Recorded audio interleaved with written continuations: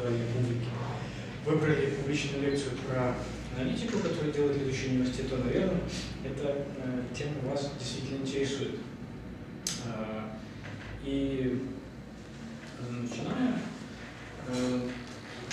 рассказывать про аналитику, почему вдруг эта тема возникает, потому что, с одной стороны, я давно занимаюсь аналитической деятельностью, и еще когда в свои такие школьно-студенческие годы я попадаю на факультет политологии Русского государственного университета, тогда в стране происходят всякие такие бурные процессы заворачивания ситуации от такого неустойчивой демократии к прочному устойчивому авторитаризму.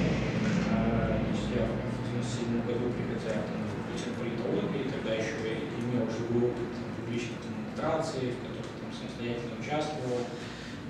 И у нас в группе складывался такой кружок, который там получал неформальное название «Белорусский патриотичный связ», который, в общем-то, был ориентирован не столько на то, чтобы совершать какие-то политические действия, сколько, то есть мы приходили к тому, что та система интеллектуального обеспечения политической деятельности в Беларуси, она очень слабая.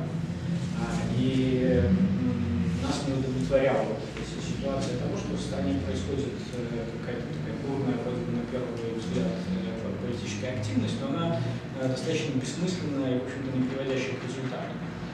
Мы себя осмысляя, тогда начиная осмыслять себя как студенты-политологи, в общем-то, думали или ориентировались на то, что политология как дисциплина, она, в принципе, как раз и предназначена для того, чтобы осмыслять политику и давать какие-то более четкие основания для действий политических субъектов самих по себе. Ну и, в общем-то, мы, наблюдая за этой активностью, пытались думать про то, как эту аналитику писать, как представить ее этим политическим субъектом, для того, чтобы она могла осмысленно управлять, ну или давать более интеллектуально насыщенные основания для политической деятельности самой по себе. И вот это одна ситуация, с которой мы сталкивались тогда. Другая ситуация была то, что на самом отделении политологии нас учили таким абстрактным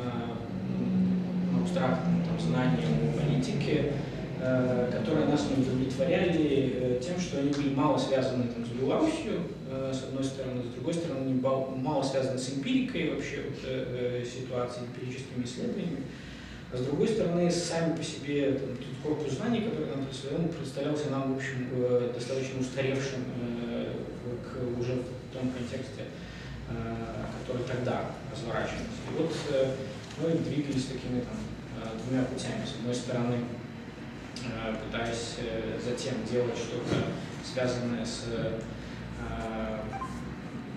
устанавливанием более современных основ дисциплины политологии, и тогда из этих дискуссий вырастала политичная сфера, это журнал «Политичная сфера», который существует до сих пор, он как раз был призван к тому, чтобы обеспечить лучшее качество политологических исследований, повернуть белорусскую политологию к непосредственно Беларуси, задать какие-то новые формы коммуникации внутри научного сообщества политологического и создать какие-то формы существования сообщества политологии. Это, в общем-то, продолжает делаться, так или иначе, но в основном лидерство в этом плане сегодня тянет, конечно, институт «Политичная сфера» с журналом, конгрессом, исследованиями и так далее. И вторая линия такая была, это то, что было связано с попыткой как раз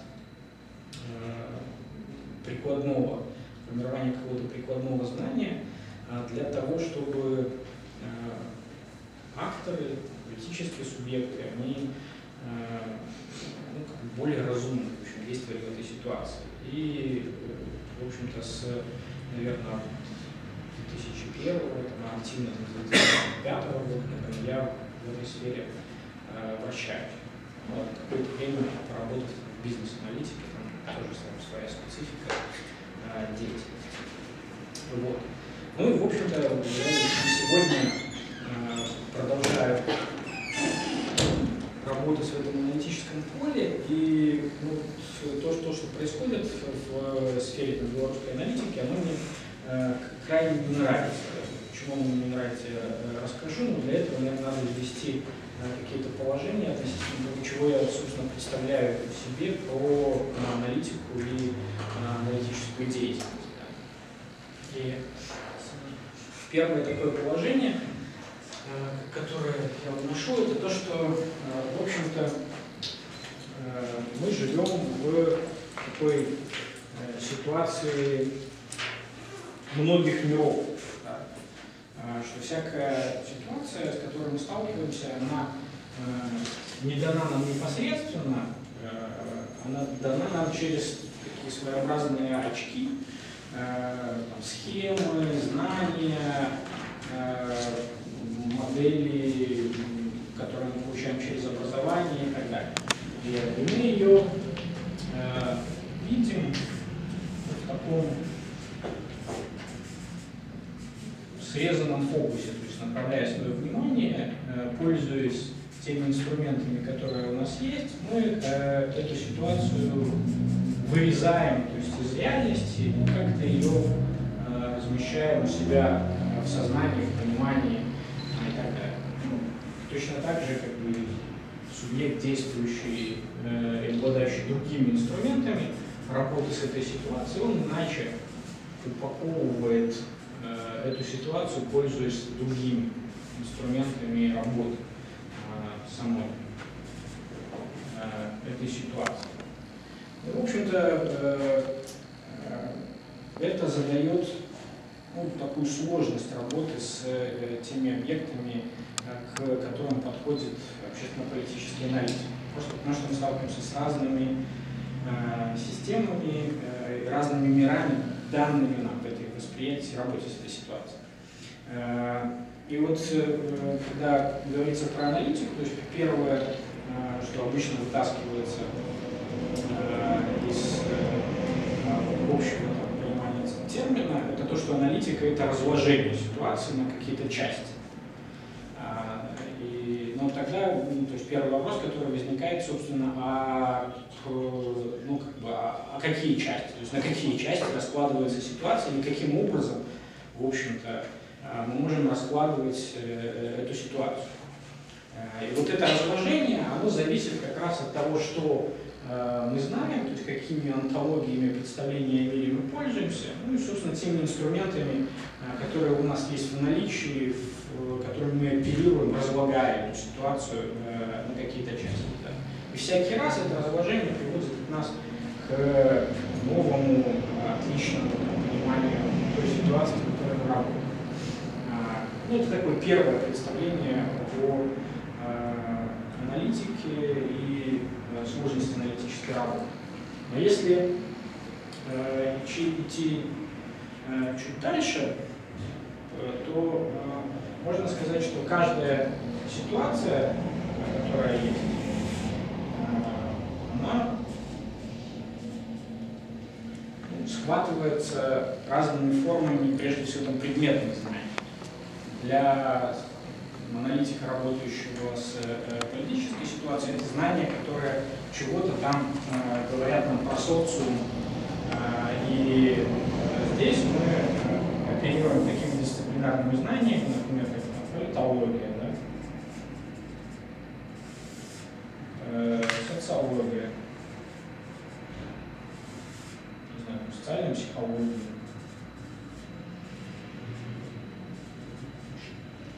И другие знания, которые есть. Но сами эти по себе знания, которые дают нам представление об этой ситуации, они изучают ее на предмет наличия каких-то, как правило, объективных закономерностей, которые мы выявляем в этой ситуации. То есть, любое научное знание, оно как раз претендует на то, чтобы вынять субъекта исследования из исследуемой ситуации и извне как бы посмотреть на то, что там происходит. положить вот те закономерности, которые есть, как объективно существующие вне позиции исследователя. Да. Но в практической деятельности, которую мы осуществляем, такой подход практически не реализуем. Да. То есть мы все равно находимся в деятельностной ситуации какой-то, и мы действуем в этой ситуации, мы живем в этой ситуации, значит, понимаем и осознаем ее уже несколько другими средствами, понимаем, что мы включены в эту ситуацию. Мы действуем, воздействуем, изменяем эту ситуацию. Поэтому для практических типов деятельности, не знаю, любую, строительство возьмите, то есть строитель, он не апеллирует исключительно научными знаниями сопротивления материала, устойчивости конструкции и так далее. Он еще апеллирует знаниями и техниками, связанными с организацией самой деятельности, да, того, как строители расставить, что в каком последовательности должны быть организованы процессы и так далее. И это знание, оно не является в полном смысле объективным и научным знанием, оно является конструктивным знанием. То есть деятельность, она конструируется человеком, она подвластна ему. И если на уровне предметных знаний ситуации мы выявляем какие-то естественные тенденции и процессы, которые находятся, то на уровне организации деятельности мы уже не имеем дела, или имеем дело не только с естественными процессами, но мы имеем дело с искусственными, конструируемыми нами процессами. Поэтому, в общем-то, в организации деятельности у нас добавляется еще одно представление или еще один фокус взгляда на ситуацию. То есть помимо того, что у нас есть вот это многомерное представление об этой ситуации, в деятельностной ситуации, мы имеем еще один способ видения, еще один способ организации этой ситуации. Опять же, таких деятельностей, которые схватывают многую ситуацию, может быть несколько.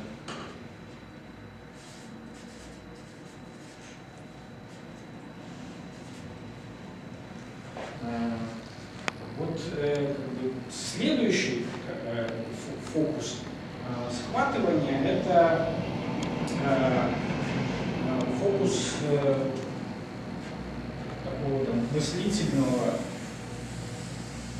охвата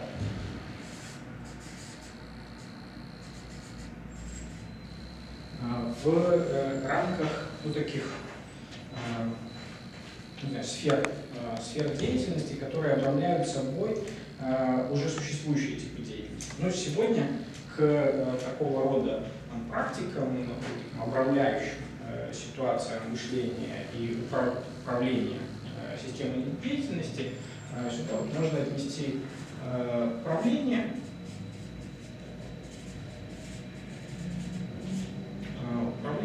стратегирование, например, проектирование.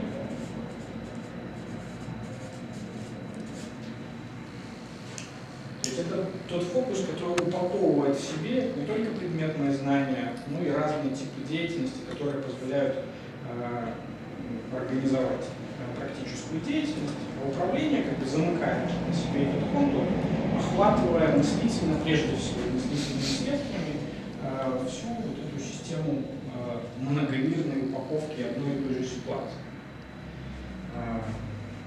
Вот понятно, о чем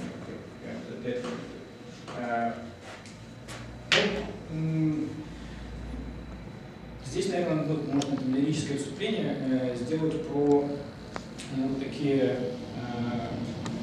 формы мышления или эволюцию форм мышления, которые претендовали всегда на статус самого прогрессивной формы мышления в определенный период. Да. И вот в 60-е годы мы видим, например, такое явление, как революция менеджеров. Да. То есть управленцы и менеджеры, обладая более развитыми формами мышления относительно этой ситуации, охватывающие в распредмеченных формах как предметные знания, так и знания о деятельности, они оснащены такими средствами, которые позволяют им управлять, в общем-то, ситуацией в этом мире. Ну и менеджеры становятся таким как бы главным политическим классом, которые потом съедают своей менеджерской логикой существование всякие хорошие, например, вещи, там, например, университеты, которые сегодня там сильно страдают от того, что менеджеры, навязывая им как бы логику своего существования, логику там, эффективности, они уничтожают, в общем-то, те основания университета, на которых они строились. То есть, там, всякую, этику и там, ценности существования независимого сообщества, поиска истины там, и так далее, которые нельзя, в общем, напрямую связать с эффективностью там, работы менеджера. Да, так или иначе. Ну, в общем, это такая тотальная организация управления, либо из фокуса на менеджмента, ну, либо из фокуса на то, что делается проектирование. Да. Но и на этом моменте, то есть можно вот выстроить некую такую последовательность организованностей, с которыми уже там, затем работает аналитик или там, разные миры, с которыми он работает. Да. На этом уровне мы имеем естественный мир,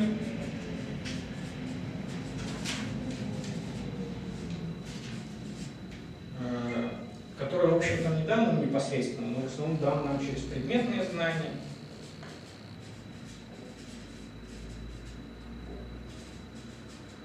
Которые затем охватываются практической деятельностью или организованностью деятельности. И которые затем охватываются на этом уровне организованности мышления.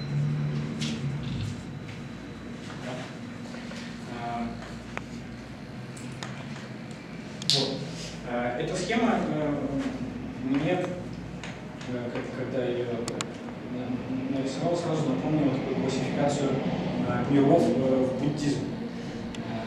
Там у них есть такое представление о трехмирье, да, что первый мир — это камалоки. Да, камалоки — мир чувственных реальностей, которые мы воспринимаем. Потом есть мир форм, группа локи, то есть нечто организованное уже какие-то формы там, деятельности там, или мышления. Ну а следующее — это арупа-локи, мир не форм. Там, где то есть мы работаем с этими представлениями о мире в неких распредмеченных, как сказали бы, методологии форм мышления. Вот примерно с таким устройством мира как бы имеет дело аналитик сам по себе. И получается, что так или иначе находится внутри этих систем деятельности. Ну и аналитику можно тогда типологизировать в некотором роде на там, ряд вещей. То есть то, что разворачивается на уровне там, предметного знания, оно ничего не является, по сути, аналитической деятельностью, это академическая деятельность, связанная там, с научными исследованиями. То, что разворачивается уже на уровне организованности деятельности или каких-то типов деятельности образования, там уже может существовать аналитика. То есть там на уровне организации деятельности существует система коллективных позиций, которые участвуют в организации этой деятельности, и аналитик тогда уже может включаться вот в эти структуры деятельности, как-то способствуя развитию самой деятельности, эффективности деятельности. Ну и далее как бы он может включаться в управленческие структуры, где он работает, опять же, с эффективностью управления, стратегирования или проектирования. Да. Вот когда, например, я сижу в бизнесе и занимаюсь бизнес-аналитикой, я нахожусь внутри какой-то системы деятельности и работаю как раз с эффективностью стратегии внутри как бы, самой этой деятельности. Да. Вот. Ну, в общем-то, на этом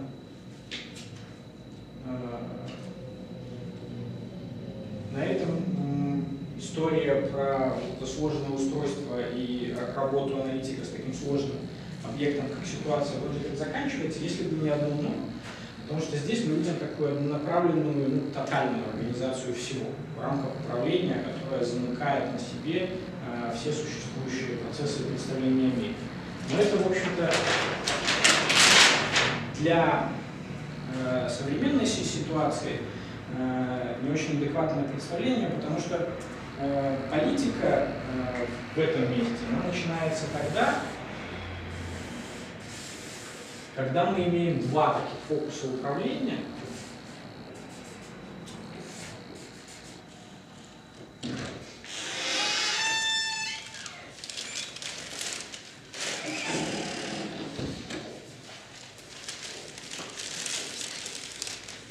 Каждый из которых объемлет вот эту ситуацию.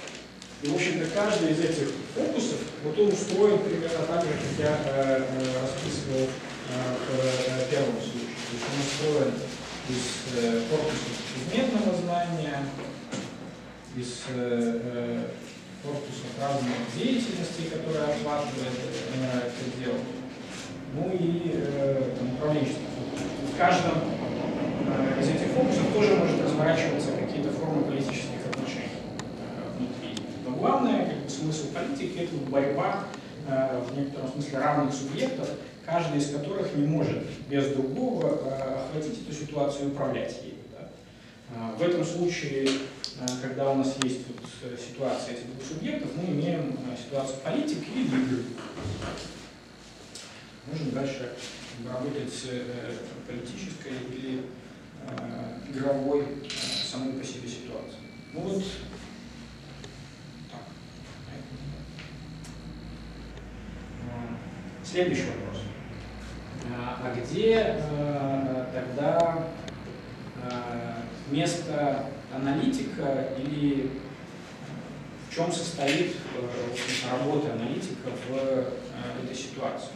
Два таких вопроса. И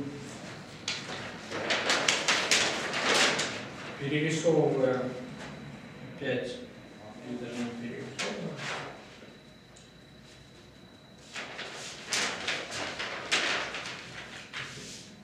вернемся сюда. То есть где в этом месте, ну, в этой системе, понимая, что еще существует второй фокус,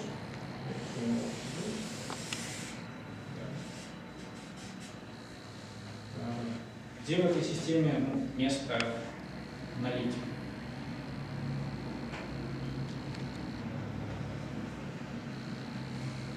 Ну, место аналитика, оно в любом случае внутри вот этой сложной организованной ситуации.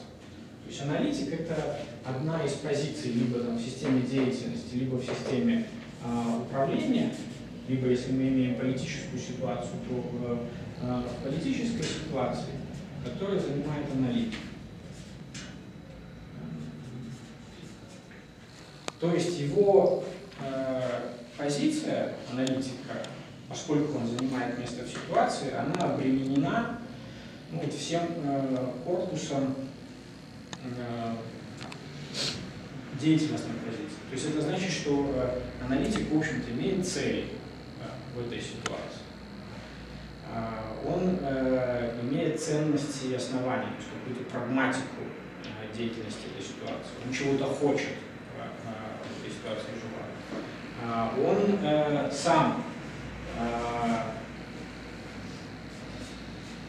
обременен какими-то вот этими представлениями, схемами и знаниями, которые диктуют ему видение этого мира и видение этой ситуации. Ну и, соответственно, он оперирует теми методами и средствами работы с этой ситуацией, которые у него есть. В общем-то, в этом месте могут существовать разные типы аналитиков и аналитической деятельности, в зависимости от того, то есть какими онтологиями этот аналитик оперирует, с какими средствами, методами он подходит. Да. Но принципиально для меня здесь то, что он находится внутри ситуации.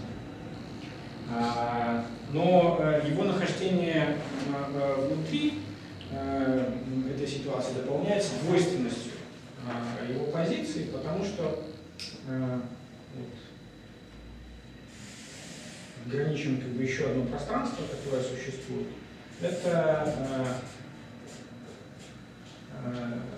пространство рефлексии аналитика. То есть он не только участник ситуации, он непосредственно деятель этой ситуации, опять же, со своими целями, установками, желаниями развития ситуации. Он еще находится в рефлексивной позиции, из которой он как бы извне рефлектирует собственные действия, успехи, неудачи, как бы поведение других субъектов, реакцию на собственные действия и так далее. И в этом месте он, в общем-то, может понимать что-то про ту ситуацию, в которой он находится. Да. В любом случае, его непосредственные знания о ситуации ограничены. Да. Получение новой информации об этой ситуации связано с тем, что он что-то с ним пытается сделать. То есть, если исследователь находится в такой, ну, как бы отстраненной позиции и действует научным инструментарием, ковыряясь в этой ситуации, то аналитик ковыряется в ситуации и действует что-то с ними собственными действиями, ну, теми методами, которые как бы, у него находятся в распоряжении. Да. Чего он делает в этом месте аналитик? Аналитик, работая с этой ситуацией, представляет два типа знания субъектам, которые находятся в этой ситуации и от которых зависит развитие этой ситуации. Он представляет им, с одной стороны, картины ситуации, да, то есть как она выглядит, кто там действует, да, что там происходит в этой ситуации. И это один тип знания, который он дает, картины ситуации. И второй тип знания, который он дает, это знание о действиях в этой ситуации. То есть он предлагает какие-то стратегии действия по достижению своих целей в этой ситуации. Ну и дальше как бы чего-то с этим происходит. Эффективность аналитика, действие аналитика состоит в том, чтобы те субъекты, к которым он обращается, которым он адресует свои аналитические суждения, они воспользовались и взяли это в работу, начали менять свои стратегии действий. Чего добивается аналитика, это то, чтобы ситуация развивалась иначе. Чтобы те субъекты, которые действовали одним образом, начали действовать другим образом. Вот анекдот из практики работы в бизнес-аналитике. Я писал такие аналитические записки по работе с конкурентами. То есть я делал такой отдел как бы, по борьбе с конкурентами, и мы должны были объяснить руководству, как, в общем-то, эффективно с ними бороться для того, чтобы расширять долю рынка там, и так далее. То есть моими непосредственными адресатами в этом смысле были структуры, принимающие решения, управленцы здесь. Ну, я писал такие всякие объективные заметки про ситуацию. После чего мой начальник сказал, что ты какую-то фигню пишешь. Почему? Потому что то, что ты пишешь, непонятно, слишком умно, как это написано, говорит, это то, что ты описываешь, ну, как бы оно не страшно, да? И с этим никто ничего не будет делать, то есть его там выкинут. Ты должен написать такой документ, чтобы первое, как бы они могли его прочитать. Второе, как бы, когда они начали его читать, как бы, они испугались сначала. То есть, ой, блин, как страшно, как бы, что делают наши конкуренты и так далее. Затем, как бы, второй посыл. Не, ну, в общем, оно, конечно, страшно, но, наверное, как бы, с этим можно что-то сделать. Они должны понимать, читая твой документ. Потом я не дочитал до конца. Но тогда это, в общем, не очень даже страшно. Мы знаем, что делать с этой ситуацией, как бы, и они начинают, в общем-то, работать по тем указаниям, которые ты им даешь. Ну, в общем, такая ситуация, то есть, ну, не всегда случается. То есть те субъекты, с которыми вы работаете в этом поле, в общем, могут, то есть вы можете быть неуспешны. То есть действие аналитика, претендующее на перформативность, на то, чтобы его слово было действием, оно меняло отношения, действия субъектов в этой ситуации, их понимание, оно может быть, в общем-то, неуспешным. То есть можете с этим пролететь. Это, в общем, часто зависит не только от аналитика, ну, скорее, я бы сказал, всегда зависит, точнее, от аналитика, просто если он не успешен, то он в этом месте чего-то не понимает в структуре самой ситуации, в которой она находится.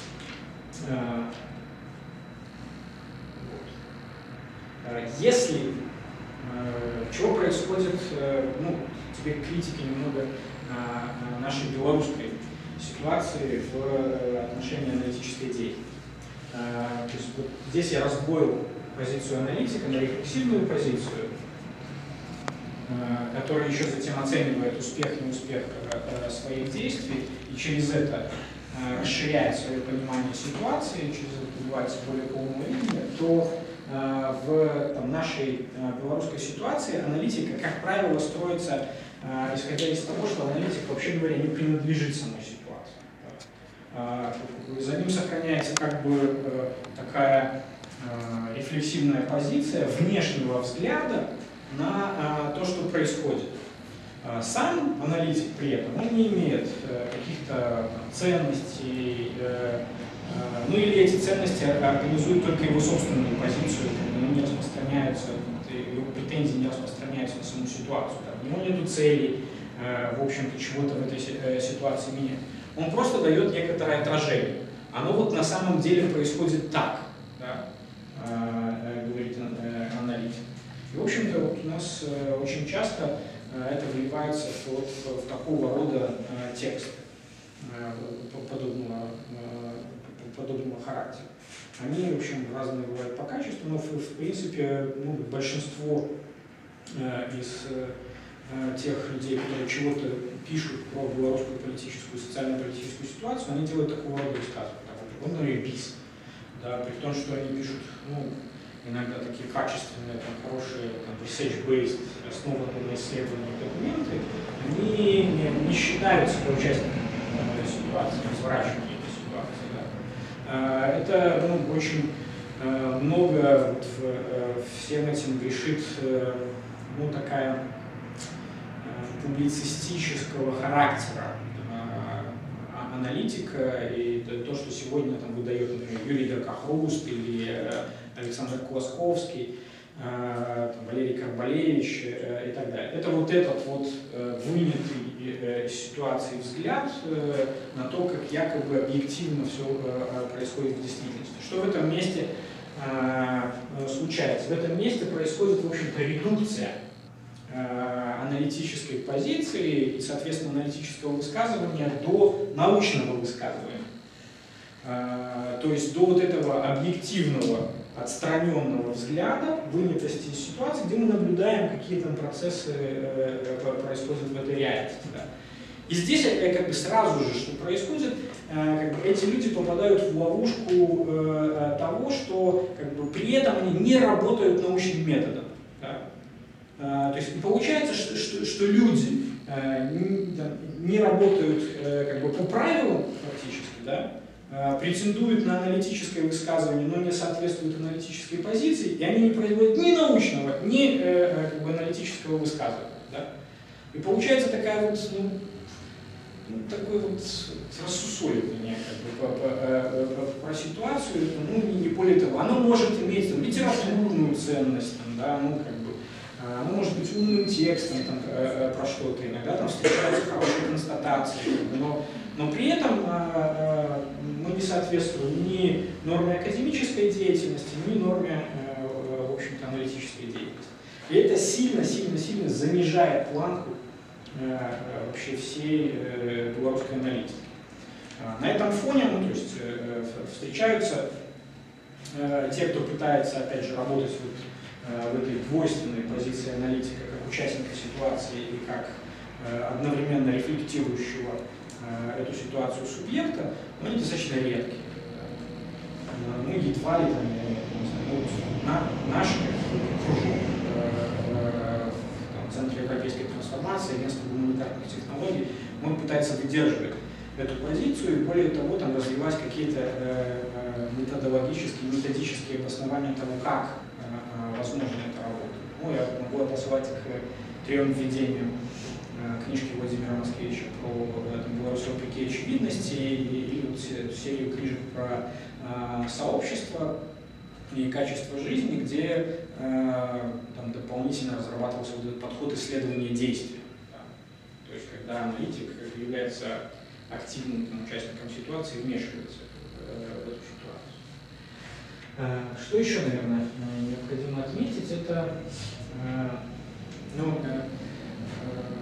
то, что сама эта ситуация, то есть она является в определенном смысле идеальной, потому что в идеале позиция деятеля, то есть действующих субъектов, которые занимают эту позицию в рамках либо там, деятельности, либо управления, они существуют, да? Они существуют и по своему месту там, и назначению они соответствуют тому, что они могут действительно производить какие-то действия. Да? И как-то через свои действия менять ситуацию. То есть политики, например, они способны и имеют достаточно инструментов, сил, возможностей для того, чтобы совершать политические действия. Да? И тогда как бы аналитик, работая в паре с этим политиком, они разделяют ответственность за то, что происходит. Аналитик в этом месте все равно остается участником ситуации, он не внешне для политика субъекта. Но тем не менее, как бы они работают в паре, где на аналитика припадает в основном рефлексивная нагрузка, а на политика нагрузка действия. Сложнее, когда аналитик не имеет этой пары политика, который как бы ставит политические цели и имеет возможность эти политические цели достигать. Тогда аналитик, как действующий в этой ситуации субъект, в общем, попадает в двойственную позицию, когда ему самому надо формировать политическое действие. Да? И он сам тогда вынужден осуществлять какого-либо рода политические действия. В том числе запускать национальные платформы. Вот так. Есть ли к этому вопрос? Так. Ну, скажем, про аналитика-политика, да? Аналитик-деятель. Это более-менее понятно. А может ли быть такое сочетание аналитик-исследователь? Аналитик-исследователь. Сочетать в себе научный подход и аналитический.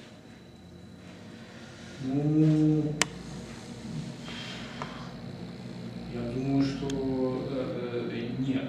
Да.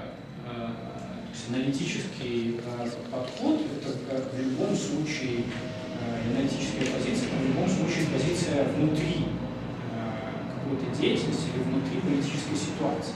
Даже то, как ты рассказывал, получается, что аналитическая позиция – это самоопределенческая позиция. Она предполагается на определение. Так формируется метод аналитика, так формируется его определение в ситуации и относительно других деятелей. И значит, это не объективное препятствие сочетать в себе аналитическую и исследовательскую функцию и позицию. Не объективное препятствие. В смысле, аналитик, он в любом случае опирается на кого-то исследование. Ты спрашиваешь, может ли он вести исследование при этом? Нет. Хотя, да, и это можно спросить. Но вот смотри, можно предъявить претензию к аналитикам не по их позиции и видению мира вокруг себя, например, сказать, что они просто не владеют методом каким-то, просто дураки, не очень хорошо разбираются в ситуации и так далее, да? А не потому, как ты это описал.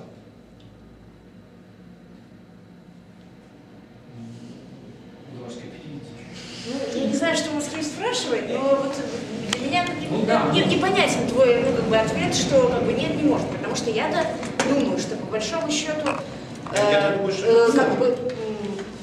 что может. В смысле, я бы сказала, что по большому счету аналитическая деятельность предполагает, как минимум две части. Ты сам писал, да, в начале описывал этот, ну, как бы некую попытку описать мир как, ну, данные вовне, да, и в этом смысле это владение там, научным методом, исследованием, ну, в полной мере, да, плюс описание еще систем деятельности, понимание этих систем деятельности и так далее. И, в общем, ну, для меня это одно другое не исключает. Ну, как бы. Нет, я не знаю, про что для меня исключает. Первая картинка, которую зарисовал Андрей, да, там есть два аспекта. Ну, вот верхняя. Два аспекта, да? Значит, предположим, что там с одной стороны стоит исследователь, с другой аналитик. Ну, будут разные. И у них должны быть разные. Должны быть разные представления. Да. И тогда между исследователями или научниками и аналитиками, ну, должен существовать, если не антагонизм, ну, то такой спор. Да? Кто правильнее, кто лучше видит ситуацию. Они между ними не существует де-факто спор. Да, и с этим спором стоило бы разобраться. Потому что, например, поскольку исследовательская позиция, она более культурная, более древняя, нормированная, почтенная, да? Потому что кто такой аналитик, хрен его знает. А вот ученый, ну, как бы, это же вещь. Да? Вот. И ученые в этом смысле не понимают аналитика. И говорят, вы становитесь учеными. И вот что аналитики на это могут возразить? Почему они не могут стать учеными? Зачем? Если уже есть ученые. Нет, я как раз микруюсь под руководством. Да, потому что как раз именно потому, что... Это про этот случай Андрей рассказал. Да. Как только они начинают мимикрировать под ученых, ничего не получается хорошего. Не, ну я же сказал, что методы на них використовувати, а які тут методи? А я вот думаю, что тут метод напрямую связан с объектом исследования. Потому что если бы удавалось умертвить ситуацию, закончить ее, то было бы правильно относиться к ней с научной позиции. А пока ситуация живая, пока она существует в динамике и в разворачивании, научный метод просто неприменим. Но это все равно, как спрашивать у патолога-анатома, да, метод лечения. Патологоанатом имеет дело с мертвым трупом. Он может сказать, от чего умер пациент. Но вот когда пациент еще не умер, но уже, в общем, страдает, к патологоанатому лучше не обращаться. В принципе, патологоанатом тоже может дать диагноз того, от чего он может умереть в имеющийся момент. Он скажет, успокойся, парень, ну, как порядке. Не его дело говорить. Согласись, что в твоей этой аналогии все равно у аналитика есть уже обеспеченный набор мертвых ситуаций. Но они не являются предметами его интереса. Они являются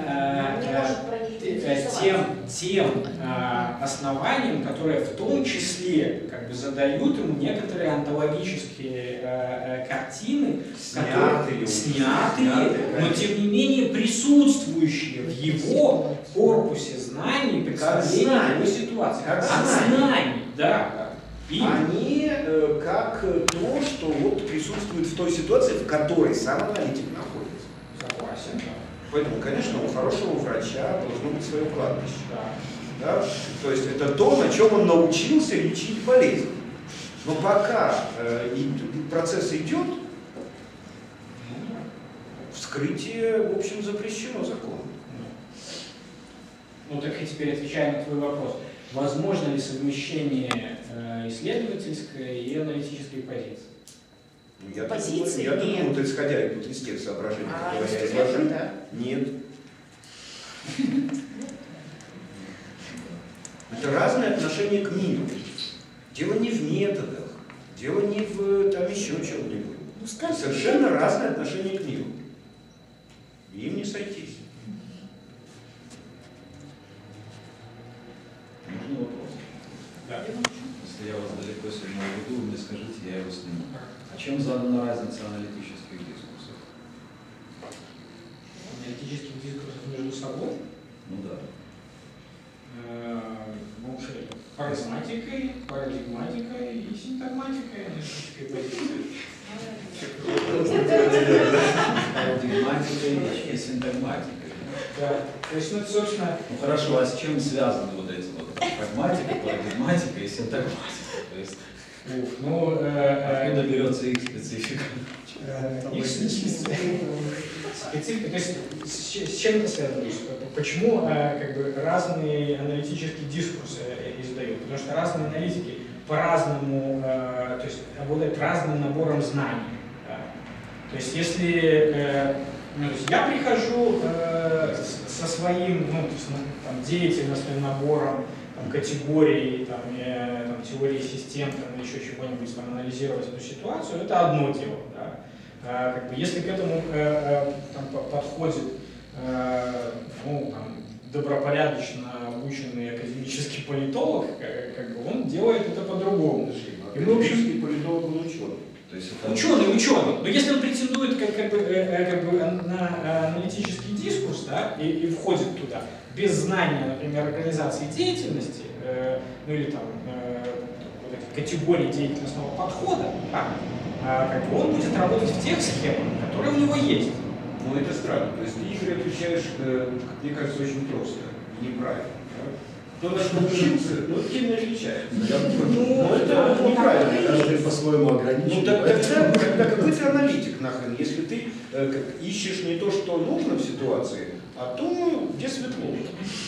Подожди, Или спросить, чем отличаются как бы аналитические дискурсы? Ну вот я бы сказал, я бы на твой ответ усек, редуцировал и сказал, что если аналитик отличается от другого аналитика парадигматикой, это хреновый аналитик его опыт. Если синтагматикой, то тоже. А вот прагматические различия неустранимы. Потому что если пролетарский аналитик исследует экономическую ситуацию, то он должен владеть всем набором экономических знаний таким же, как и буржуазный аналитик. Но поскольку один буржуазный, а другой пролетарский, они все равно будут анализировать ситуацию по-разному. Если, например, я военный аналитик Отлично. и воюю за немцев, да, а другой аналитик воюет там за русских, то при владении, полном владении всем объемом военного знания, они будут давать разные... Ну, в этом месте, правда, как бы мы должны тогда предположить очень забавную вещь, как мне кажется. Это то, что парадигматика сама по себе, как бы, она не влияет на конструкцию синтагматики и прагматики. На те методы, грубо говоря, которыми мы пользуемся, языки, которыми мы оперируем, как бы, и онтологиями, которыми мы пользуемся. Точно неправда. Поэтому твой ответ как бы, возможен только тогда, когда оба этих субъекта обладают всем знанием, накопленным человечеством. Чего не бывает? Чего не бывает. Нет, я-то думаю, что в парадигматические знания надо включать онтологию и картину мира.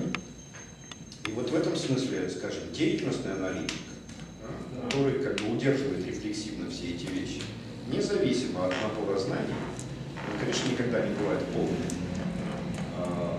будет действовать правильно. Ладно, можем идти, наверное, дальше, если нет вопросов. Там просто лекція називалась про сучасний стан белорусской аналитики. Так вот, ну, як это писать сучасный стан? Ну, вот я дальше про это, потому что мне вначале надо было немного поговорить про мое собственное представление о самой аналитике, да, и тогда попробовать обернуть ситуацию, которую я представляю в аналитике, на саму аналитику. Ну и дальше. Дальше, ну, такая техническая вещь, связанная с структурой аналитического высказывания или что должно содержать в себе высказывание аналитика. Чего-то такое говорим. Первое, то, что мы уже отмечали, что сам аналитик, он находится внутри какой-то ситуации, где действуют различные субъекты, оказывающие влияние на развитие этой ситуации. Да. В этом месте, в общем-то, первое, что содержит или должно содержать аналитическое высказывание, это самоопределение аналитика.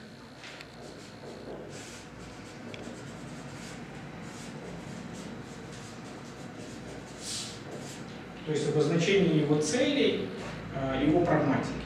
Ну, либо как бы это самоопределение должно вытекать из предшествующей деятельности аналитика. То есть она как бы, может быть легко реконструирована относительно ситуации. Второе, что содержит аналитическое высказывание, это описание неких фактов и изложение фактур, опора на какие-то факты. То есть содержит какую-то фактологию.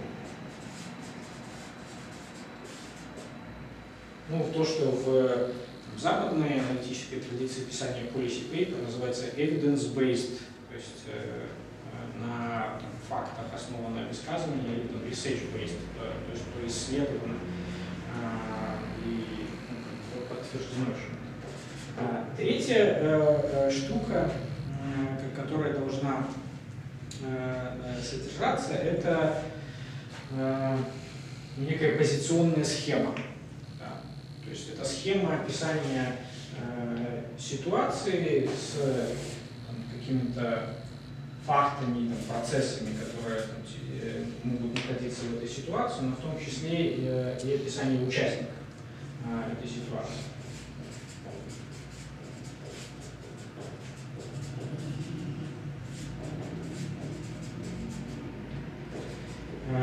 Четвертое, чего должно быть в аналитическом высказывании, это какая-то экспликация метода. Да?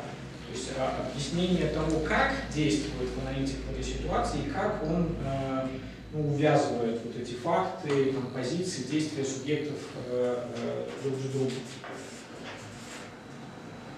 Метод. Пятое.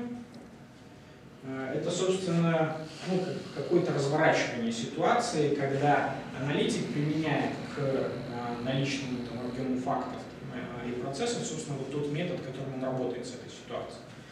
Это какая-то реконструкция развития того, чего будет происходить с этими фактами, этими позициями в том, как он видит их действия в соответствии с тем, что предписано методом. Я назвал это, картина ситуации.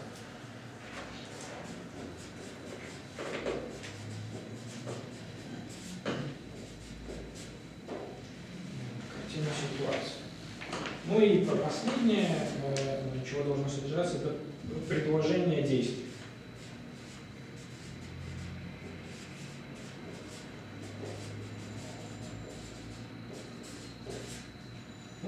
В хорошем случае действия или предложения действий, они должны выводиться из картины ситуации для субъекта. То есть не обязательно они будут прописаны в виде рекомендаций, которые часто идут как отдельный блок во всех аналитических документах, но они должны быть, по крайней мере, выводимы для субъектов деятельности из картины ситуации.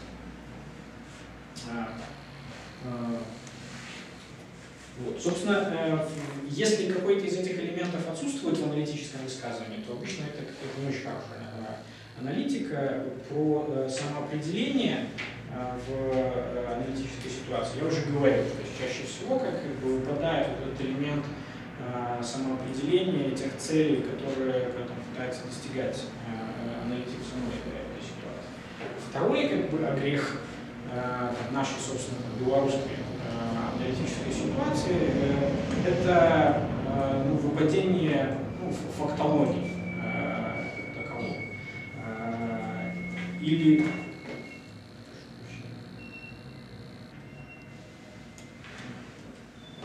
или когда все эти высказывания, в общем-то, опираются на такие воображаемые факты, как бы не имеющие места в ситуации. Или, например, там, опираются на исключительно схоластическое оперирование какими-то конструкциями, которые можно позаимствовать из академических и теоретических работ. Вот мы берем, например, султанизм какой-нибудь, как описание типа политического режима. Ну и начинаем расписывать все, что существует в белорусской ситуации, исходя из видения того, что у нас как бы сразу же существует султанизм. Все факты, которые не соответствуют этой теории, они просто натягиваются в данном случае на соответствие теоретической схеме. Позиционная схема, да. Позиционная схема предполагает описание участников ситуации, их возможностей и соответствие их занимаемым позициям. Да. То есть мы не просто должны там номинировать кого-то как политиков, ну или де-факто, я говорю, раз он говорит так, что если они называются политиками, то они являются политиками, и они могут осуществлять политические действия. В общем-то, аналитик должен как бы оценить соответствие субъектов на ту позицию, которую они занимают. Вот часто как бы это просто выпадает из анализа, и ситуация представляется как ситуация объективно действующих сил, в которых как бы нету политических субъектов. В этом месте, например, я могу вспомнить такое большое интервью, очень популярно там, разошедшееся в интернете Сергея Чалова. Там было оно сделано там, в 2012 году, по-моему, на газета «Бай» вышла, где Сергей описывал ситуацию 2012-2013 годов, говоря про будущую ситуацию выборов.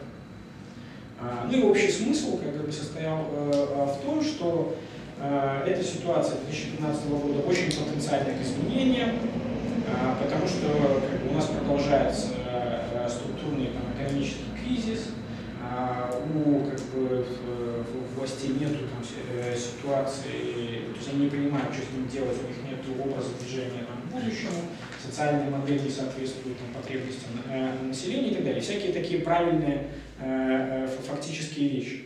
Но дальше как бы, из самой аналитической схемы исключается набор субъектов, которые способны что-то сделать с этой ситуацией. То есть он принимает де-факто ситуацию наличия политических сил, ну, те, которые называют себя политическими силами, как наличие тех субъектов, которые способны предпринимать и делать какие-то политические действия.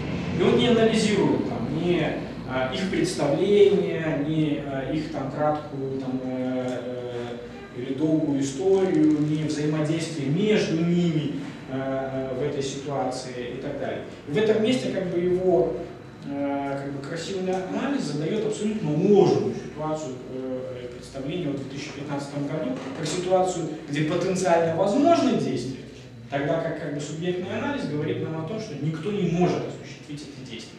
Ни у кого нету никаких в этом месте ресурсов. А это влияет, соответственно, на то, что как бы, дальше эти политические субъекты делают или не делают с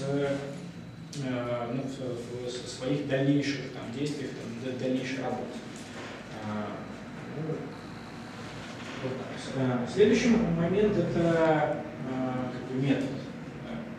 То есть это не обязательно там, научный метод, но как бы, аналитик должен ну, не знаю, расписать схематическую картину того, что происходит, например, в результате тех или иных действий и соотношения сил там, в аналитической ситуации. Да.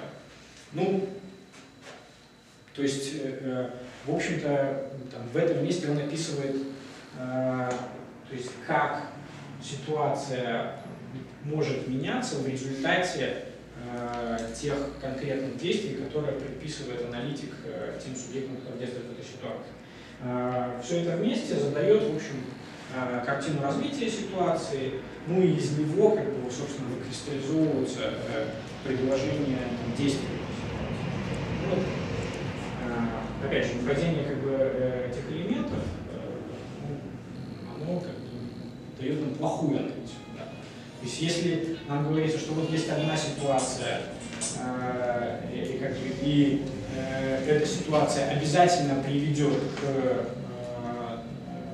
таким результатам, но мы не видим механики того, как это происходит, да? То есть мы не можем применить ту же логику анализа этой ситуации к самой ситуации, понять, как это происходит, то это, в общем-то, нехорошая аналитика. Соответственно, предполагается, что каждая из этих вещей, что мы должны требовать по отношению к аналитике для того, чтобы, в общем-то, качество аналитики росло.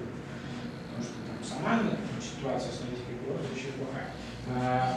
То есть первое, по отношению к самим аналитикам мы должны требовать экспликации позиций, ценностей и целей, обозначения позиций.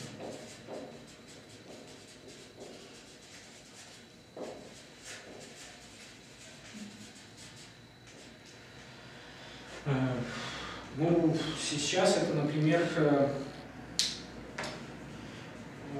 возникает в спорах, например, с Юрием Дракохустом, которые там у меня немного были, там, Мацкевич вел эти споры по отношению к, например, украинской ситуации, да, где там, человек пытается занимать такую позицию наблюдателя, который сидит как бы на дереве и следит за объективно происходящими процессами, не имея как бы своих личных отношений и целей в этой ситуации. Да. Это, в общем-то, такая достаточно безответственная позиция сама по себе и очень дефективная по отношению к позиции интеллектуала и аналитика.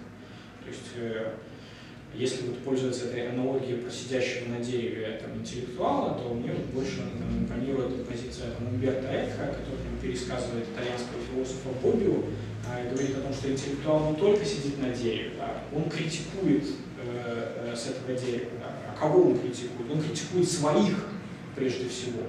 То есть тех, кому он принадлежит в этой ситуации. В этом заключается его роль. Не в описательной ситуации, а в критике действий тех, как бы, за кого он болеет. В общем, к обозначению этой позиции нужно апеллировать и призывать к ответственности. Фактология, как бы, это тоже необходимо, чтобы она имела возможность проверки на валидность, надежность. То есть, чтобы мы могли, в общем-то, сами не только доверять высказыванию аналитика, но имели возможность проверить, вообще правду он говорит или нет. Дальше в методе позиционной схеме картины ситуации, как бы здесь вот для картины ситуации. Третье. Позиционная схема и метод — это критика метода.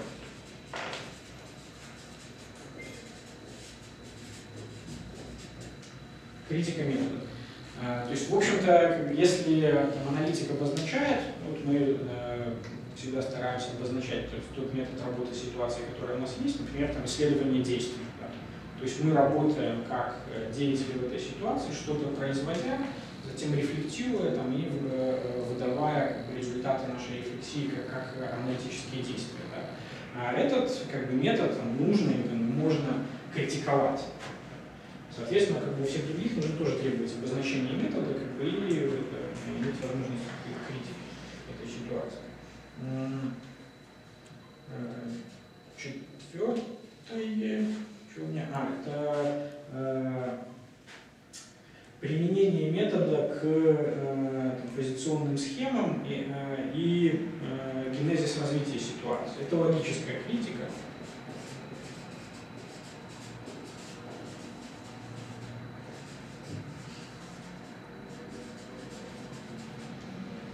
То есть, собственно, необходимо, чтобы мы критиковали или имели возможность критиковать то приложение метода к ситуации и то, что задает его генезис или динамику этого дела. Если это алогично, пропущенные шаги, одно из другого не получается, в этом месте необходимо улучшение аналитической ситуации. Ну и там, последнее предложение деятельности – это критика на реализуемость.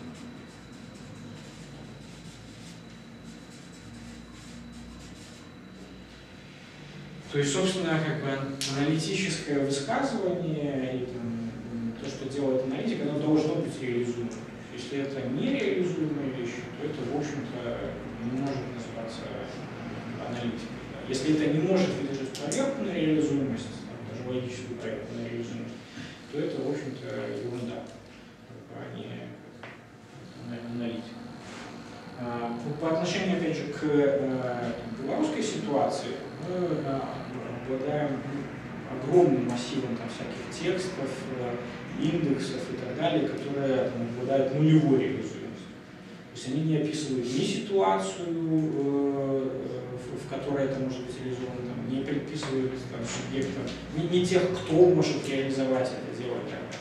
Вот практически все, что пишет Simple, программа Кош-Турада, это такого рода абстрактное изложение там, всяких ситуаций, не очень часто корректных методически в научном смысле исследований про там, состояние белорусского правительства. Они не исполнимы никем, они никому не могут быть предложены, никому не предлагаются. Да, и так далее. Там, не знаю, какой-нибудь индекс экономической адекватности, да, есть такой, который делается там федеральным кодом. Это абсолютно неадекватный, как бы, никому не нужный как бы, индекс, не имеющий никакого практического значения применения. Это если уже не разбираться там, с логической критикой, критикой методов. И что вот этому СМИ подобается? Вот как бы я бы дальше читать цікаво сказано. Ну, читать, да, цікаво. Читать цікаво, але реалізуємості якби нема. Да? Впливу на ситуації якби нема. А чому не аналітичне, що ви, в принципі, ставите себе такий момент? І перші, і другі проекти. Ну, я знову таки, тадых это не является аналитикой, да? Я только про это кажу. Это не есть аналитика. Это может быть, ну, таким нормальным, как бы,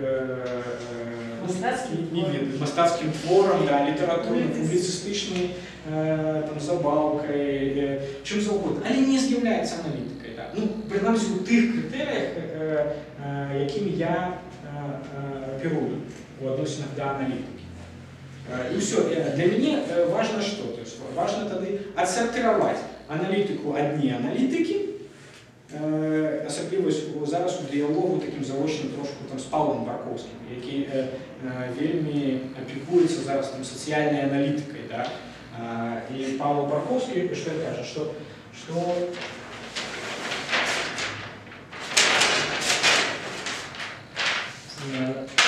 він каже, що у нас нема адпаведных ведаў, да, про социальную ситуацию. Для меня это выказывание, это на уровне ну, науково-философских таких разважаний. Да. То есть сам Павел он не выходит в некую дейностную ситуацию, да, не занимает там позицию, а трошки так сбоку там, критикує, глядить на то, что у нас відбувається у соціально-філософських дослідженнях, там, дискурсі. Скорее всего, исследовательскую практику имеет в виду, а не аналитическую, собственно. А називається це соціальна аналітика. В другом смысле слова. От тоді треба розбиратися з цими іншими сенсами цього слова. Бо для мене це все как бы, просто не з'являється соціальною аналітикою. Да? І тоді треба категоризувати, з чим ми там розбираємося, да? И отделить там, одно и от іншого. Да? Ну, мы попробуем. Потому что все, что является аналитикой, она начинается совсем с другого места пряжи, грубо говоря. И мы должны это радикально размежевать, чтобы потом, возможно, объяснить.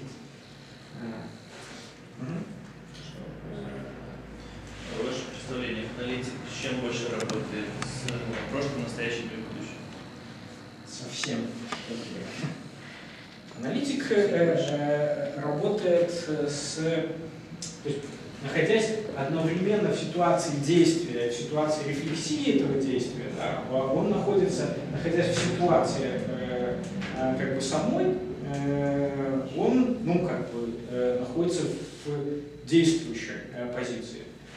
Он там как бы действует. Он в это время вообще там, ну, мало мыслит. Как бы, осмысляя свои действия здесь, он видит эту ситуацию как ситуацию прошлого. Но эту ситуацию прошлого как бы он как бы осмысляет для того, чтобы проектировать действия будущего, изменение ситуации в будущем. То есть, в общем-то, ты же знаешь схему шага развития. Ну, вот он вот в этой схеме и находится, как бы, и работает. То есть он мыслит про прошлое для будущего, собственные действия прошлого, собственные действия будущего.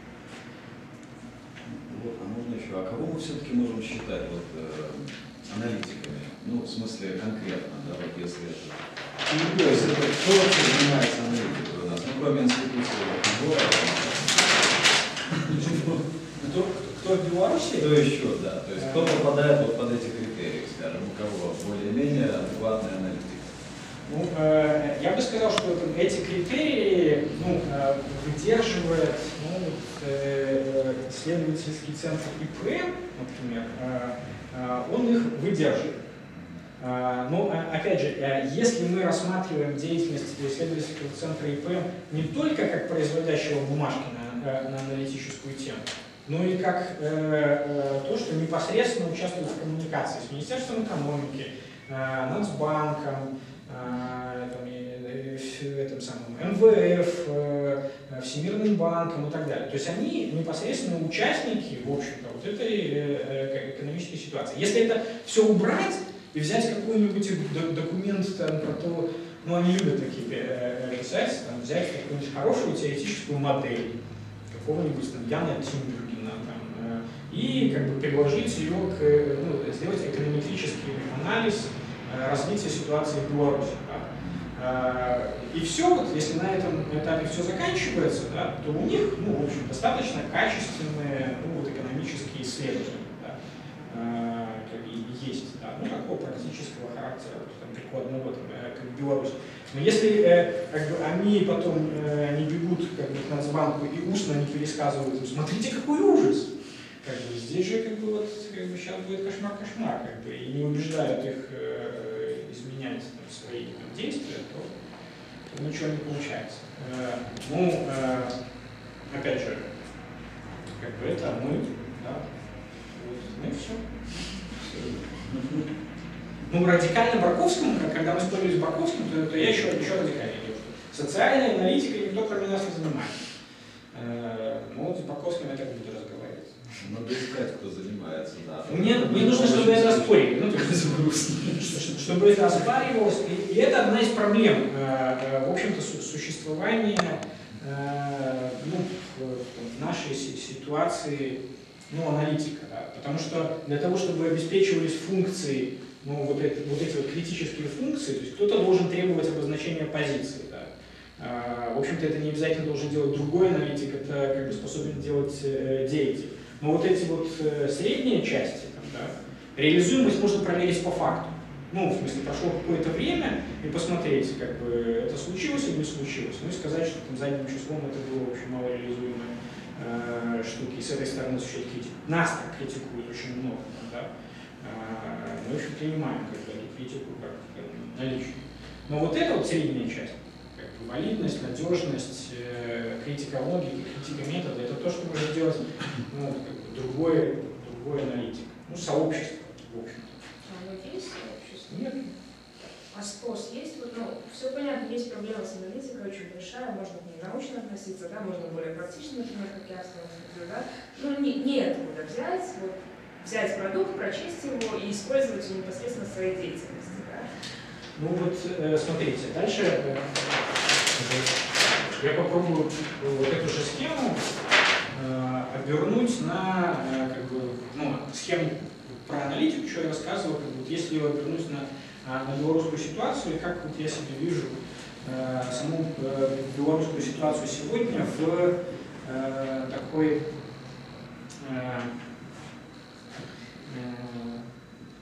ну, в социально-политического аналитика, который чего-то делает. Ну и там я сталкиваюсь с похожими проблемами, о которых вы говорите. У нас, наверное, разные проблемы, потому что я ваш потребитель. разные позиции. Да? Вот здесь только прошу никого не обижаться. То я знаю.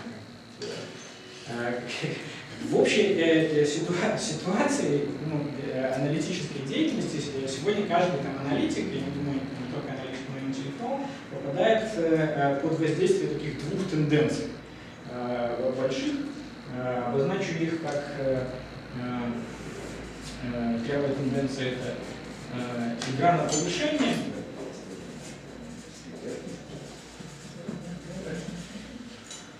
Игра на повышение, и вторая тенденция, которая все охватывает, это игра на понижение.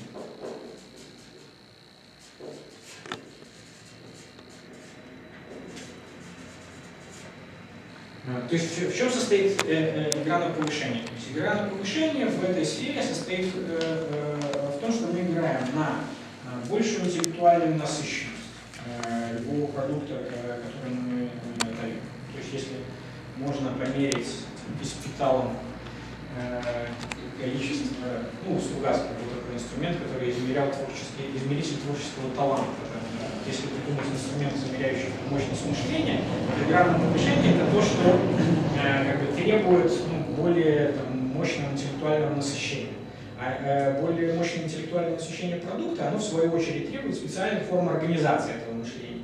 Не может существовать нормальная аналитика, интеллектуальное насыщение без аналитического семинара в этом сообществе. Если в синктенке, не знаю, группе, которая претендует на аналитичность, нету этого семинара, то они будут все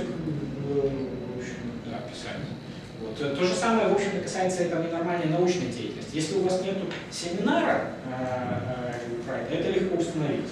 Есть там семинар или нет, то вы скорее не получите интеллектуально насыщенного продукта. Второе — это усложнение, повышение сложности того продукта, который вы выдаете. Это в том числе требует более квалифицированного читателя, которому вы это даете. Да? Какие-то читатели могут не понимать. Следующая штука в этой игре повышения — это обеспечение независимости аналитической позиции. То есть он не может обслуживать чьи-то интересы, он должен занимать отдельную собственную позицию, основываясь на собственных независимых ценностях. Независимо от того, кто-то им платит деньги извне или не платит.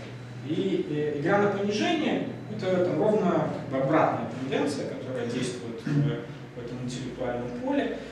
Это снижение планки интеллектуальной насыщенности, это упрощение этого продукта. Пишите так, чтобы это всем было понятно.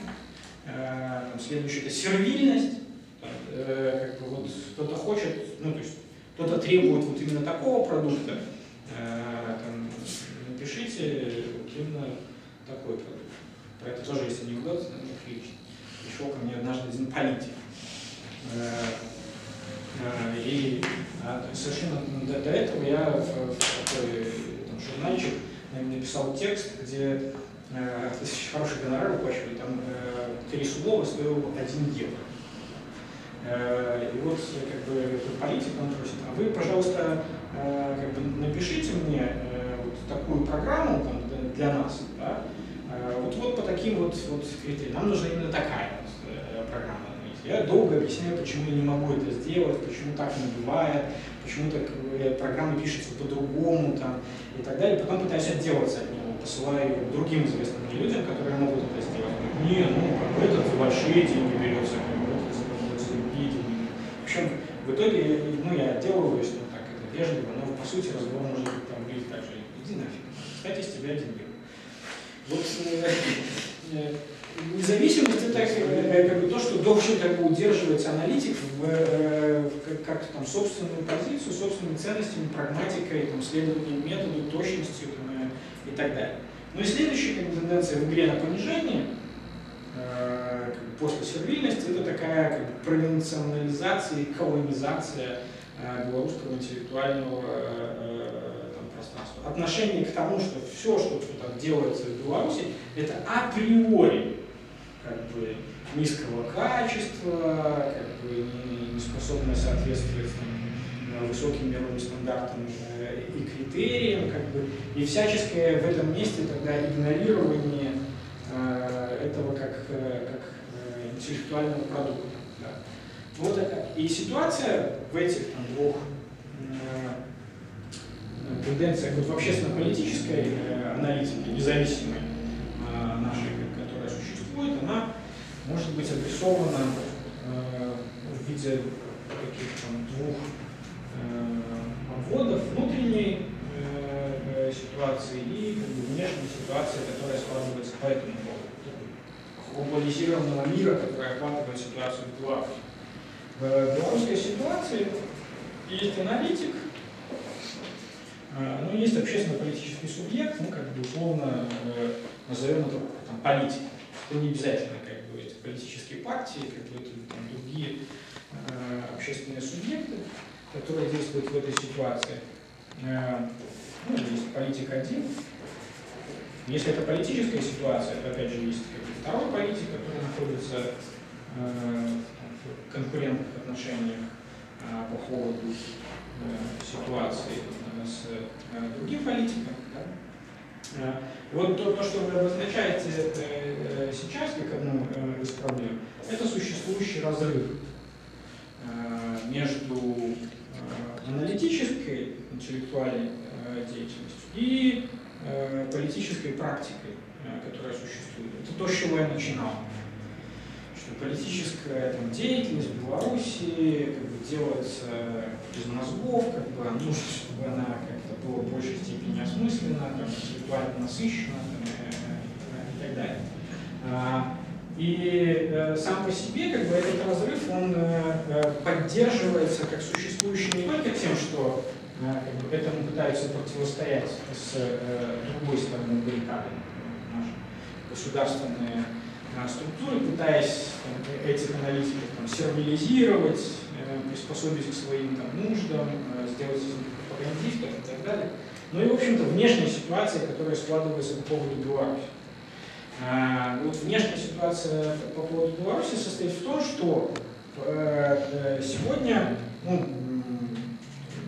Беларусь пытаются развивать извне. Мы же развивающееся государство. Вот куча существует развивателей, которые действуют по отношению к этой белорусской ситуации. То есть есть внешние НГО, которые работают с Беларусью в целях его развития. Существует развитая система фондов и поддержки этого развития внутри Беларуси, в том числе поддержки деятельности политических, общественно-политических субъектов и так далее. Существует система доноров, которые распределяют и перераспределяют эти средства, выделяют средства на развитие, которые распределяются фондами НГО и так далее. И существует система экспертного знания о Беларуси, которая направлена на обеспечение вот этих позиций, которые действуют в самой Беларуси. И это может быть не по злому умыслу так сложилось, да, вся эта штука. Но получается, что внутренние субъекты, производящие вот это аналитическое, качественное аналитическое знание, они вступают в конкурентную позицию по отношению с теми экспертами, которые обеспечивают это экспертное знание извне. Системы коммуникации между ними нормальные не существует. И в этом месте получается так, что экспертизированная внешняя ситуация склонна к тому, чтобы играть на понижение в белорусской ситуации. То есть необходимо то, чтобы то знание, которое здесь, аналитическая продукция производилась, она была более низкого качества, она сервильно обслуживала какие-то институты здесь, либо внешние, либо внутренние и так далее. И она направлена на то, чтобы в том числе проводить собственные линии развития и самим обеспечивать извне деятельность общественно-политических субъектов. Да? И она как бы усиливает как бы этот разрыв, который существует между внутренними субъектами и там, независимой аналитической деятельностью в стране. Вот как такова ситуация. И вот вся эта система democracy support сегодня, как бы, опять же, она устроена таким образом, что она практически вынуждена, что ли, работать на понижение этой ситуации. Если они как бы, выходят в другую позицию и начинают играть на повышение как бы, аналитики здесь, они вступают в конкуренцию как бы, с своими же там, контрагентами по этой экспертной деятельности вокруг. Это понятно, а почему внешняя среда должна иметь такое давлеющее значение в развитии внутренней аналитики? Почему? Глобализация? Ну, то есть, если я, как внешний эксперт, написал отчет, который не отчет, там, исследование, неважно, выразил точку зрения, которая не соответствует позициям, которые превалируют на этом внешнем рынке, да, то что тогда должно произойти? Я должен самоустраниться? Или я хочу остаться в этом поле и упроститься, тогда нужно? Ну, то есть... Нет.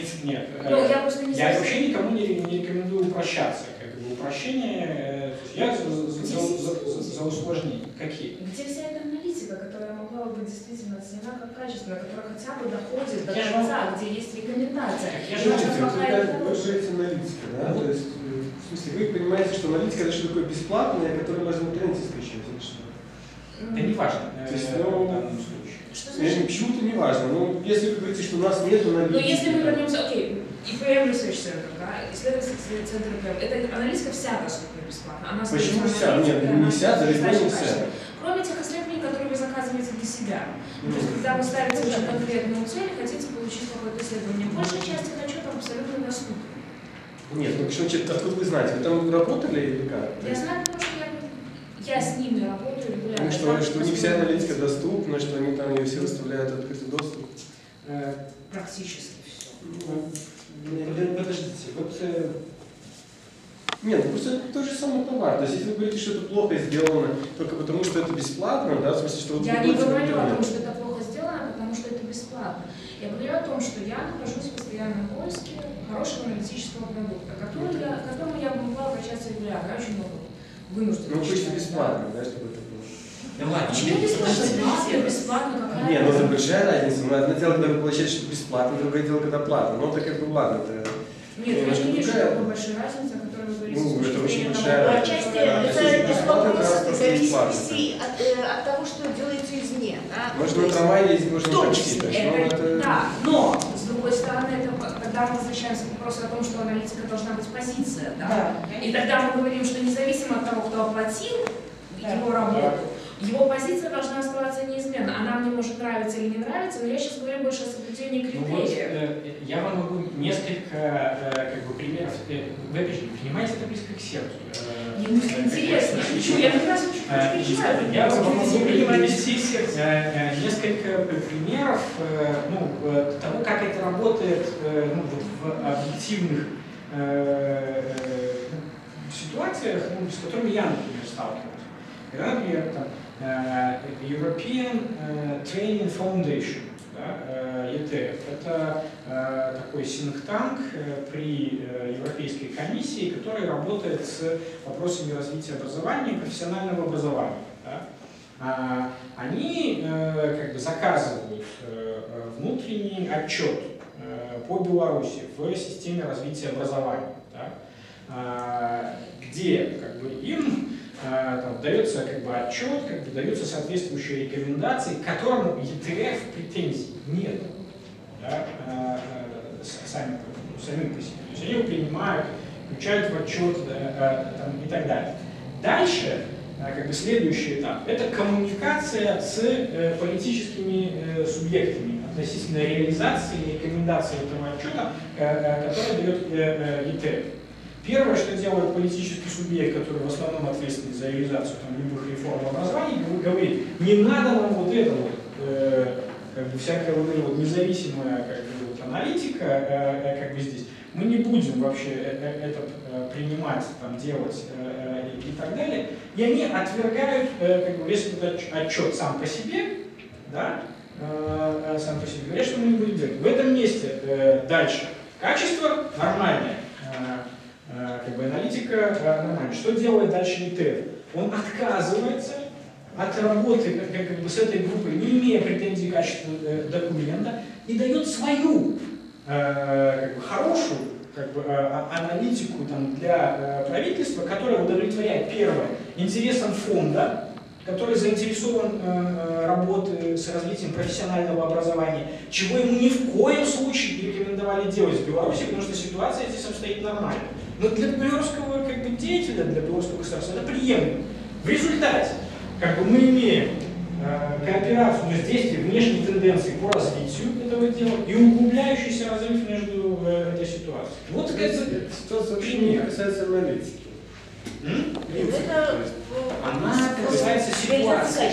Это просто показывает, что в принципе аналитика здесь не важна в такой, скажем, интеракции. Да. Все, то есть, Да. в этом проблема, а не в том, что, скажем, там, качество там, или плохое, или хорошее там, и так далее. Да, просто иногда аналитика не нужна, но вот это вот как бы, это тоже факт. Но это тоже вопрос востребованности там, качественной аналитики. То есть получается, когда есть этот качественный продукт, он не, ну, как бы, не идет дальше, то дальше как бы, никто и не работает. Нет, ну как она может быть качественной, если она не потребляется? Ну если, скажем, вот есть потребитель, который ее не может съесть, значит она не качественная. Ну, я так понимаю, да? Нет, она хорошо сделана, там, скажем, там, ну, не знаю, методы, там, все остальное, ну, как бы, знаешь, да? Но если она не надо, то какая она качественная?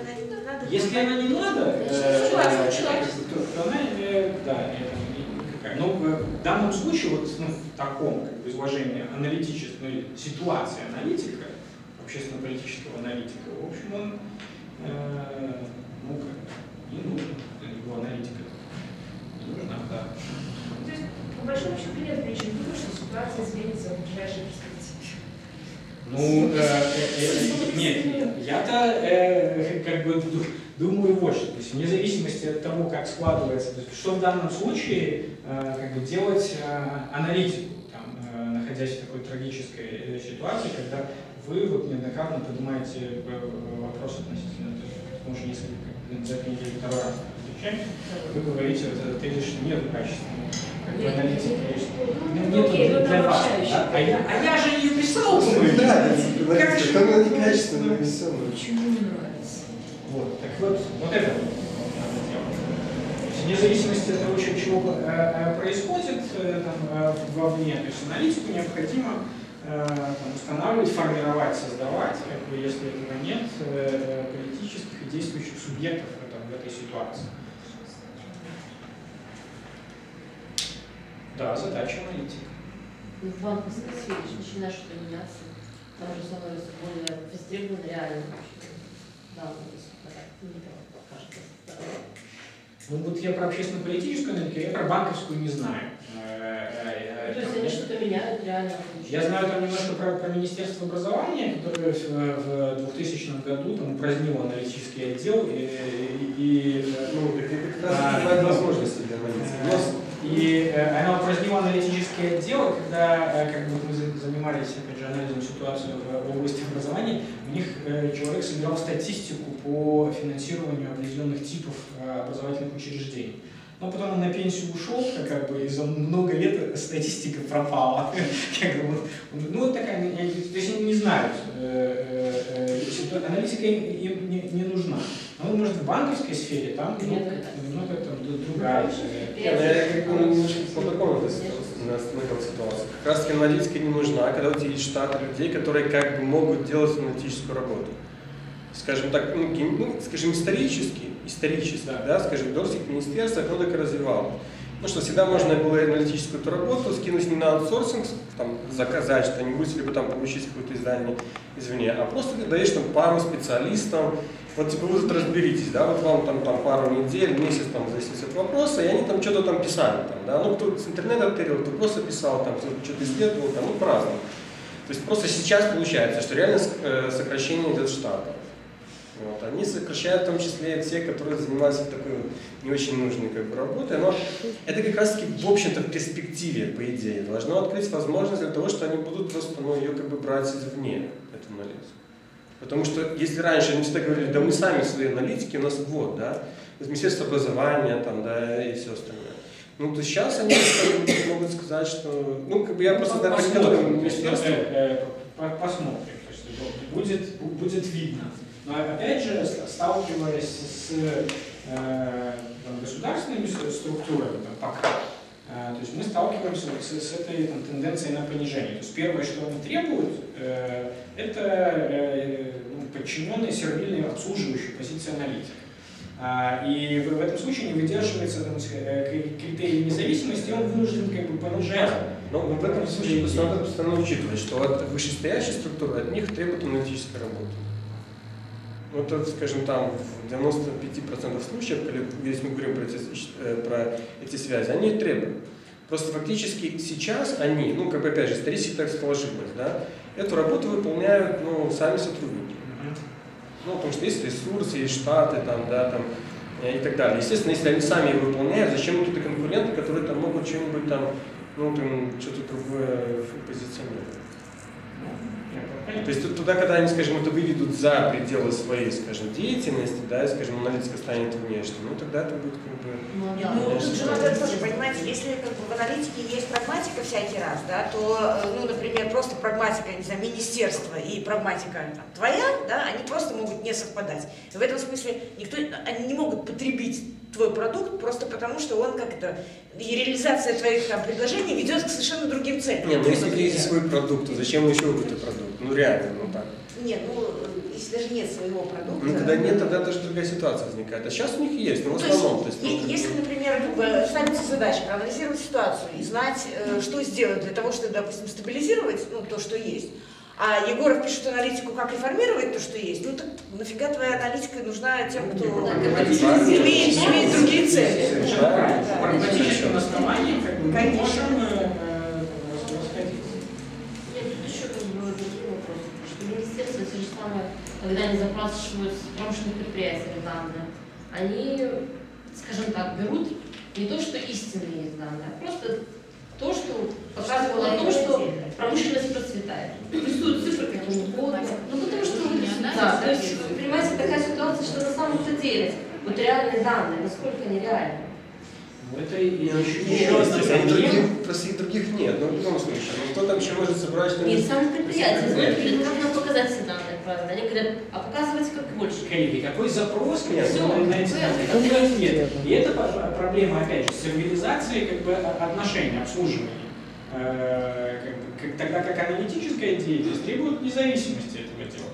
Ну, опять же, независимость от кого, от чего, то есть как что-то... Ты сам говоришь, что структур принятия решений, которые аналитику могут ставить или не ставить цели. Цели у него должны быть свои.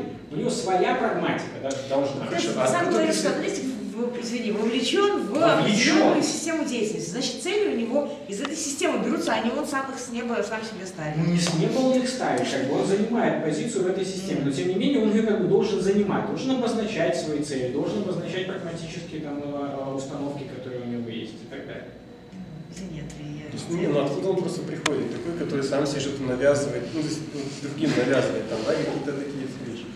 Не, ну понимаешь, в принципе, если ты так, ну как то, что ты говоришь, то он просто занимает политическую позицию. Да. Ну, занимает политическую позицию, да. Политическую. Да, и что? Политическую позицию. Да, и что? Да, занимает. Ну, ты просто политическим субъектом. Да нет. В этом смысле он не то чтобы независим, он имеет свою ну, политическую позицию, определенную политическую позицию. Ну и по-другому это не бывает.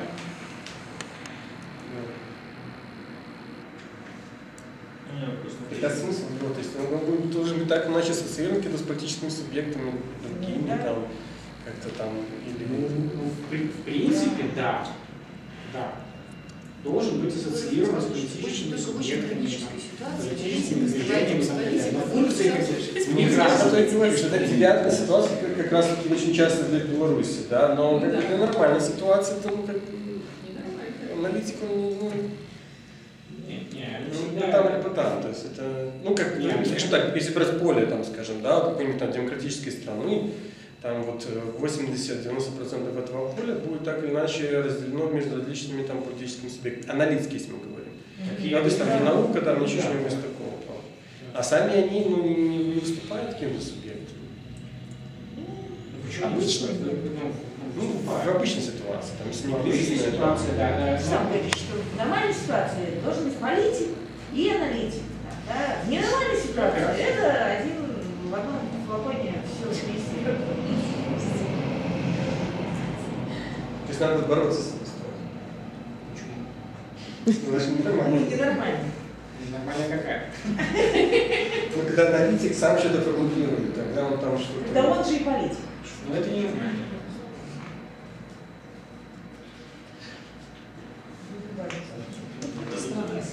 Да. Уточнение. Если по аналитических субъектах, там, связанных с математикой, будут выполнять аналитическую работу, то есть отчет к одинаковым выводам они придут, или должны прийти к одинаковым выводам? К разным они придут.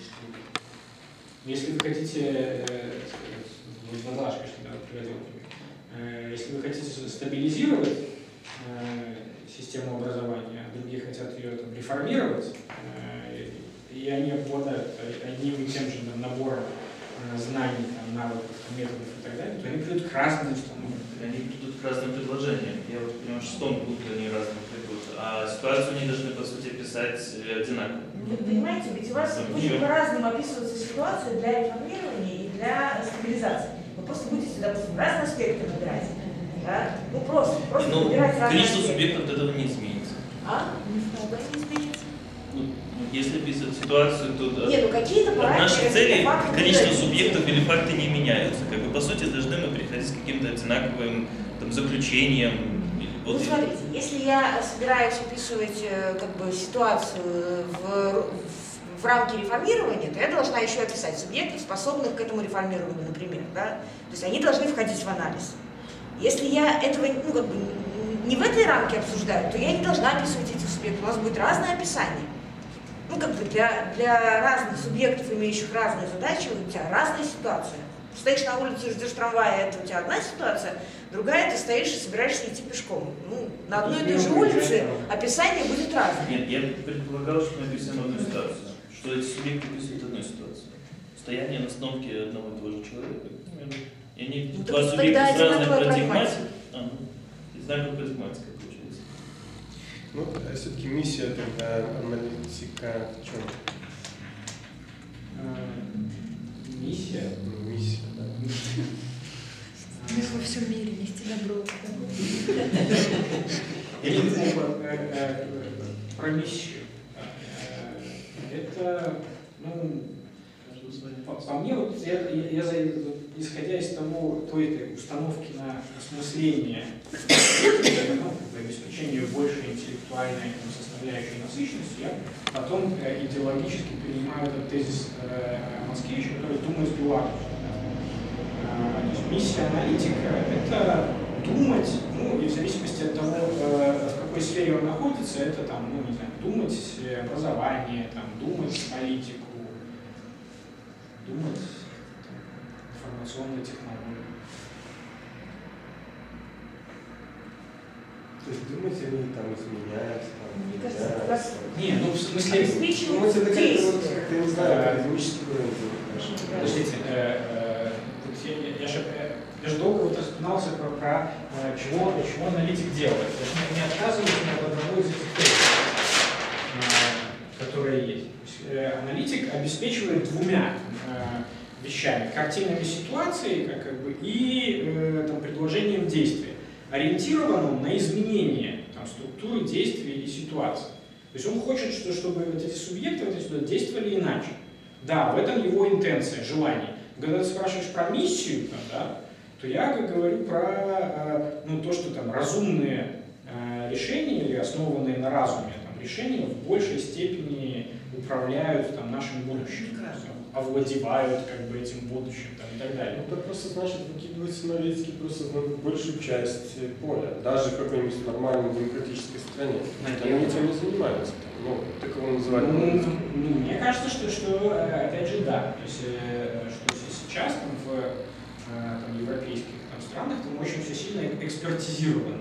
То есть аналитик работает там, в строго там, заданных ему рамках там, системы деятельности, связанной с обеспечением каких-то элементов принятия решений. Вот, например, Грант Кастанян там, из ЦЕПСа приезжает он работает в лучшем рейтингу нескольких лет европейском синктенке. Они занимают такую склонную к федерализации Европейского Союза позицию, в этом смысле политическую позицию. Это значит, что они не аффилированы с какой-то непосредственно политической силой, но работают на некую группу сил, которые тоже стремятся к федерализации, в том числе European Movement, например. Но они не принадлежат к ним непосредственно, то есть они берут деньги из разных источников и так далее, и у них есть вот эта цель. Но тем не менее, основная ориентация потребления это принятие экспертной позиции для европейских структур. И тогда они мыслят, строго в заданной коробочке возможных решений. Например, Грант высказывается относительно ситуации в Белоруссии и действий Европейского Союза по отношению к Беларуси, где мы сходимся на одних и тех же констатациях. То есть он говорит, что ситуация плохая, ненормальная, что стратегии нету, смысл это более долгосрочная стратегия работы с Беларусью. И дальше мы делаем абсолютно разные высновы из этого. Я говорю о том, что нужно переосмыслять основания европейской политики по отношению к новому типу стран в регионе. Он, не знаю, понимая, возможно это или невозможно, находясь в рамке обеспечения актуально политической ситуации, говорит, нужно искать новые типы акторов, с которыми работать в этой ситуации. И, в общем-то, это связано с мелкими инкрементальными улучшениями той структуры политики, которую он же сам признает неэффективной. И это просто создает ограничения его, пределов его высказывания. Да? То есть на радикальные какие-то положения, то есть он не готов пойти. Может, он не должен? Я, с моей точки зрения, должен. Опять же, независимый аналитик, ориентированный на федерализацию Европейского Союза, возмоцнение мощи внешнеполитической его, он должен делать такие высказывания. Может, он в европейской системе политкорректности по одним позициям можно это делать, а другим нельзя это делать, ему нужно быть, я не знаю, каким-нибудь Умберто Эко или Хабермасом, чтобы такого рода высказывания делать, а сейчас ему не по статусу, поэтому он только может про маленькие. Правильно, потому что Умберто Эко это публичный интеллектуал, это немножко другое. А он аналитик, аналитик. Эксперт.